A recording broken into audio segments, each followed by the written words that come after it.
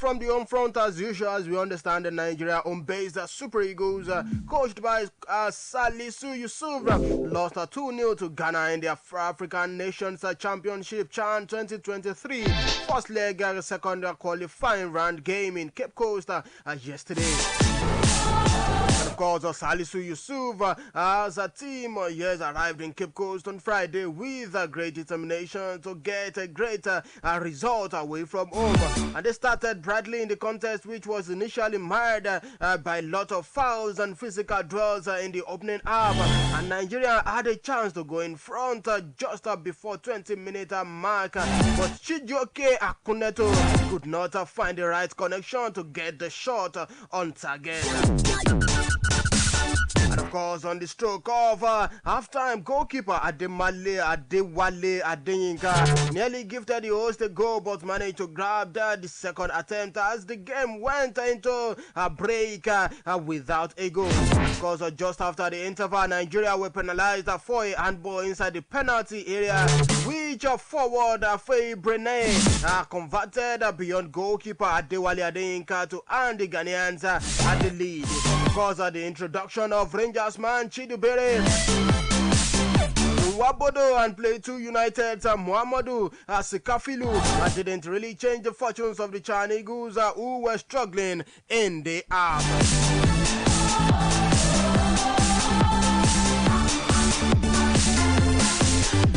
And yes, the Black Galaxies, who have not been to the final since 2014, went on to get the second goal in the dying embers of the game when Suraj Sediu put the ball away after Adeyinka had denied him initially. And of course, Nigeria will hope to turn the context around when they host the second leg in Abuja next week, because the winner over the two leg will advance to the 2023 African Nations Championship to be hosted by Algeria.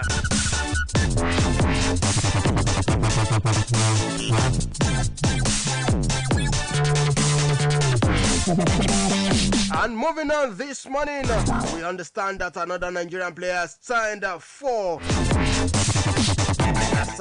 champions, Belgian champions, talking about Club Brugge.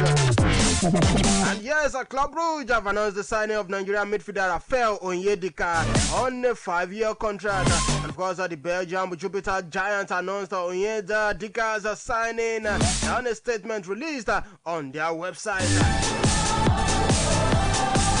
Of course, in his first full season in FC Michelin, Onyedika impressed in the Under-19 League and yes, in the UEFA Youth League with his physique, speed and playing style. And on the 1st of July 2020, signed his first 5-year professional contract until the end, until the club's end, yes, in 2025. Of course, to gain some more experience, Onyedika was loaned out of FC Michelin to FC Michelin's affiliates club, and that's a Danish first division side FC Frederica on the 19th of August 2020 rather, for the whole season of 2020-2021. And yes, Onyedika did well on his loan spell, playing 28 games and scoring 3, and the season went on, of course, and he became one of the team of the year. Yes, one of the players in the team of the year for the Danish in the Danish first division league. And moving on this morning very quickly because of our time. Of course, starting from today, yes, Serena Williams will goodbye and Emma Raducanu's title defense top the UK. Yes, the New York's bill at the moment. Talking about Serena Williams and Raducanu. I'm talking about the US Open starting today. And of course, American great Serena Williams impending farewell to the court will understandably grab most of the attention when an intriguing US Open packed with a storyline begins today.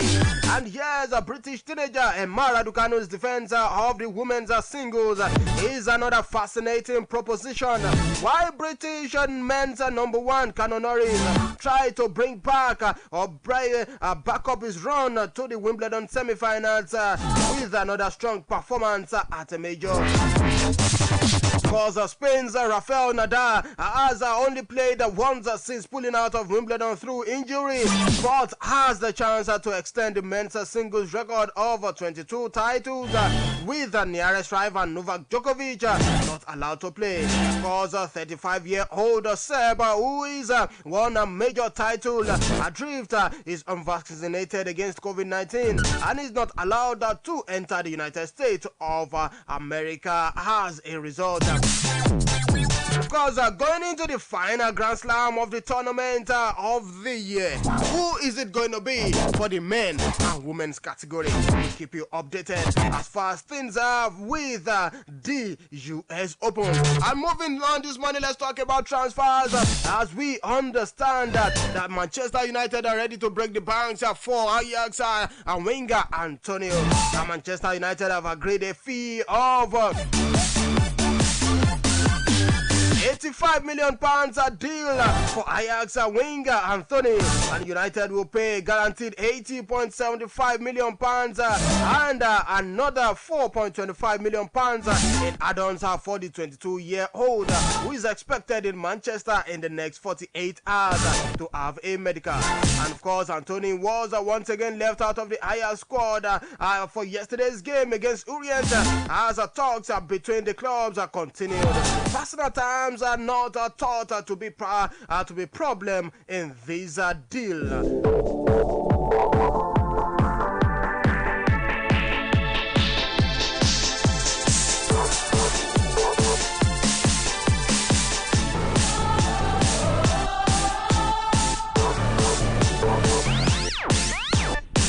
And of course, yes, still talking transfer this morning.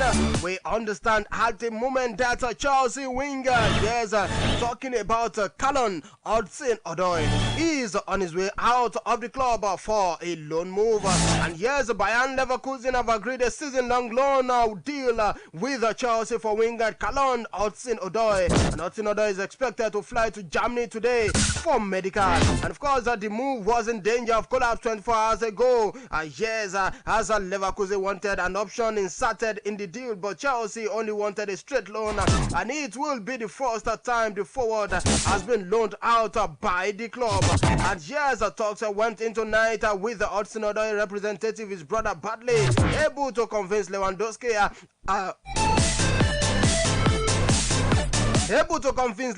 Leverkusen to take the deal on the terms Chelsea wanted.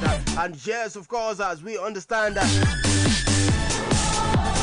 there was a late interest from another German club, but the player preferred his destination to be Leverkusen.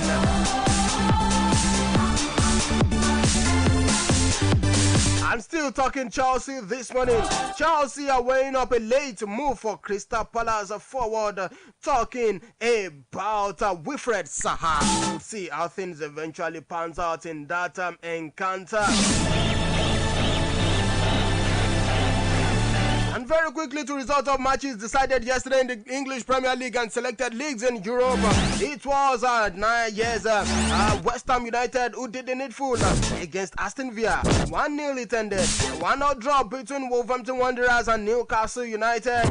And of course, Tottenham Hotspur continued their impressive run of form by defeating Nottingham Forest 2-0 in the La Liga Santander. It was a goalless between Getafe and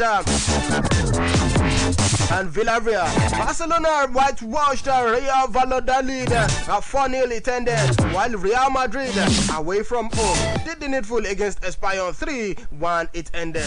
In the Italian Serie A, Salernitana were impressive against Sampdoria 4-0 it ended. Atalanta pipped Verona away from home 1-0 it ended. It was a barren draw between Fiorentina and Victor Osimhen's Napoli, while Lecce and Empoli played out a 1-1 draw.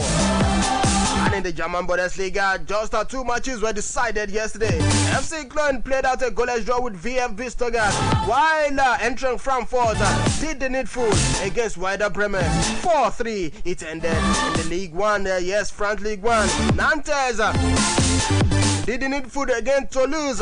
Just 3-1 it ended, and Moses Simon getting on the score sheet in that encounter. Montpellier ran riot against Brest. 7-0 it ended. Lyon did the needful against Clermont Foot. 2-1 it ended, as Terem Murphy also got on the score sheet. Marseille defeated Nice 3-0. Of course, Troyes against Angers 3-1 it ended. Lyon played out a 1-1 draw with Reims, while Paris Saint-Germain played out a 1-1 draw with Monaco. To wrap up this morning, many thanks to everyone that made this production possible. Omotayo Adebodun is my name, and not forgetting that Cadiz will play against Atletico Bilbao this evening. Athletic Bilbao and Valencia up against Atletico Madrid by 9 p.m. Many thanks to everyone that made this production possible. Muhyiddin Adeleke is the producer of this program, and until tomorrow, I say you enjoy the rest of your day and don't stop loving sports. Good morning.